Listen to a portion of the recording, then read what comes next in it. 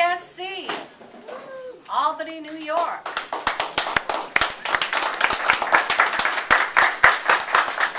We're very happy that you could be here for the Mike Stanford show today. He has special guests who are going to be talking about a very serious issue. These students and faculty and staff have been working on this program for many weeks, but it still is improvisational. So you are also welcome to participate, and we're looking forward to that. Dr. Stanford is one of our wonderful sociology and psychology instructors here at Bryant Stratton College. Woo! And today he is going to be Mr. Mike Stanford from the Stanford Show. And what he is hoping to do is interview some individuals about a very serious problem, really, and in hopes of our becoming more aware of how we can be a part of our community and address some of these issues that affect even some of our students. So we welcome you. We welcome your participation. We hope you will enjoy the videos that have been shot on campus over the last several weeks. With the help of community volunteer, Mr. John Lowen, and his wife, Dr. Sandra Lowen. I would like to introduce to you now the star of this show, who is giving Mr. Letterman a run for his money. Mr. Dr. Michael Stanford.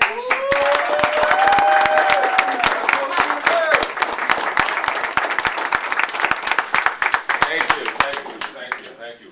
Welcome to the Mike Stanford Show. I'm your host, Dr. Stanford. Today we are going to be looking at a very serious topic. I trust everyone had a great holiday weekend. Yes, thank you. Full of Thanksgiving turkey and ham and roast beef in the works. Pineapples. The gentlemen had pineapples. And then we also celebrated Black Friday, which was the day after Thanksgiving. I got to tell you that people were out shopping, and it was just total pandemonium.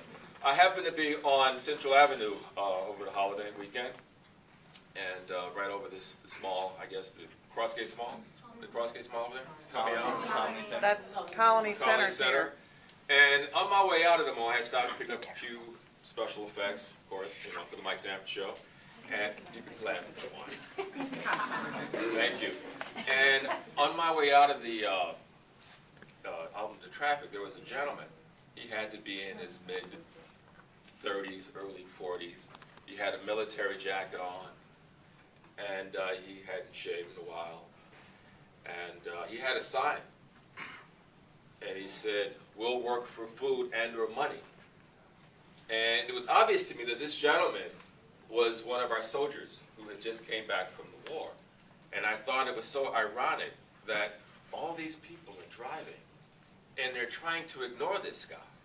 And this is the gentleman who had pretty much gave his life for the liberties and the freedoms that we obviously sometimes take for granted. And it was in that spirit that I wanted to start the show off with today. We're talking about homeless, ladies and gentlemen. And today we have a number of students who are courageous enough to share their thoughts, ideals, and experiences on what it's been like, what it's like, and we're going to talk about that. We're going to interrogate some of these issues, and we're going to open it up for question and discussion. So, having said that, I want to introduce you to one of our students here at Bryant Stratton. She's a young lady who is in her second semester. She has firsthand knowledge and experience of what it's like. And I want you to help me welcome Shakrina to the stage.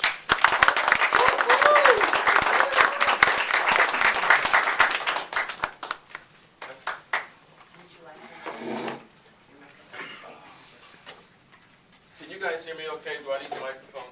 Do I need the microphone? Use it. Can you hear me? Do we need this? Hello? Testing. Okay. Much better. Is this better? Okay.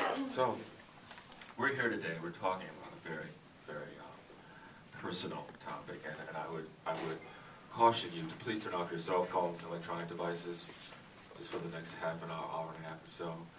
And please share with us what you feel comfortable in talking about. Obviously, you don't want to disclose anything that you wouldn't want to be for public consumption.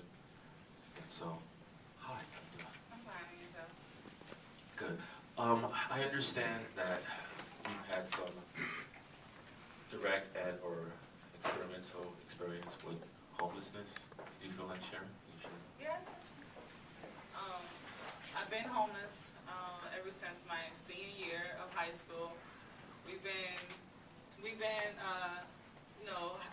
house to house. I live with a lot of people that were actually money hungry instead of helping. For example, I lived with this lady. Her and her daughter was there. They worked at my mom's place, and we thought it would be nice, to stay with her. But as soon as we got there, she wanted $1,000. So we was like, we can't afford $1,000, so she kicked us out and kept all our stuff. So my best friend, supposedly best friend, said I could stay at her house and, bring my parents and my sisters and brothers. But what happened was her mom doesn't like, my mother, so it came up to be as in, you can't stay here either. So on a whim, we came to New York, went to DSS. DSS didn't help us because they said I couldn't be on the statement as homeless. I had to be by myself, which means that I would have to go to a women's shelter by myself without my parents and basically go out on a whim. So what had happened was every time we had to go to a hotel like the Super 8, I would have to sneak in there, sneak back, couldn't show my face, or they would have called CPS on my sister, had her taken away, or if the manager, one time I almost got caught, the manager saw me and said, "Who are you?" So I tried to use my sister's, name, Nakaya, and he was like, "No, no, I know her." And he was like, "You have to get out. I'm calling CPS right now." So I can imagine, not to interrupt you, that and being homeless, it's not just it's the whole emotional and psychological experience. But can you share with me? You obviously see yourself a certain way, and when we think of homeless people, and you recognizing that the circumstances of homelessness has changed. Circumstances of homelessness has changed, ladies and gentlemen. And what I mean to suggest by that is that we have here a person with some statistics who can share with us some of the ideals and what we're actually trying to conceptualize when we talk about homelessness. Homelessness is taking on a new face in our society. We have homeless people who are coming back from war. We have homeless people who are dealing with certain kinds of tragedy, floods, fires, natural disasters. We have people who are found themselves economically disadvantaged by the latest economy shifts in labor, and people are being outsourced, and unemployment is at its all-time high, which is consequently affecting people's ability to afford mortgage. And so homelessness has taken on a totally different social perception. And there's not just the person who is on drugs, ladies and gentlemen, or the person who is not well-educated, because we have people with college degrees sleeping in cars, who found themselves working in fast food restaurants, who simply cannot afford a sustainable living. And so what's important for me and what's important for people to understand is that we need to recognize and perhaps open up our sense of compassion and change our perception of what it's like to be homeless. And I would offer you to share anything else that you'd like to talk about. How was it when you're homeless? You have friends,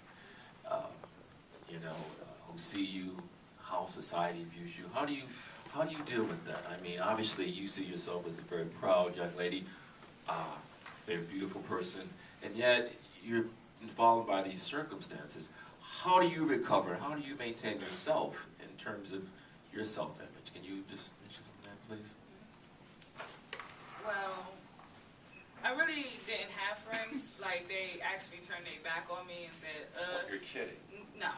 They actually said, you're homeless. I don't want to be near you. I don't want to talk to you, because it was like almost a disease. The people that I thought that was actually close to me was the first people to stab me in my back and say, in a time of need that I needed you, you wasn't there for me. But I'm still dealing with it. My mindset is